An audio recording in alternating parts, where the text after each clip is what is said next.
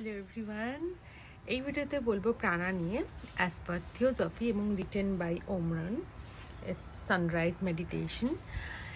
প্রাণা হচ্ছে এমন একটা এনার্জি, সেই এনার্জি স্পার্ক অফ লাইট, একটা ড্রপলেট অফ লাইট যেটা এয়ারে আছে, আর্থ, ওয়াটার সব জায়গাতেই আছে, সমস্ত এলিমেন্টের মধ্যে, কিন্তু স্পেশালি সানে আছে। তো এই পার্টিকেল অফ স্ফিয়ার যেটা মানে এই ড্রপলেট অনেকটা ক্রিস্টালাইন ওয়াটারের মতো দেখতে, টাইনি স্ফিয়ার, তো সেখানে লাইট ভরা থাকে। তো যখনই সেই প্রাণা আপনি কনসিয়াসলি নিজের বডিতে নিচ্ছেন, তো আপনি অ্যাকচুয়ালি ড্রপলেট অফ লাইট কিন্তু আপনি ইনহেল করছেন।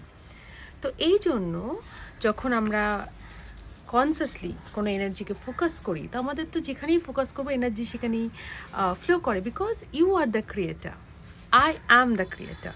তো আমার ফোকাস সেই ম্যাগনেটিজমের শক্তির মাধ্যমে যেখানে ফোকাস করছি বডিতে, সেখানেই কিন্তু আমি সানের এই ড্রপলেট অফ লাইট আমরা সেখানে ফ্লো করাতে পারি।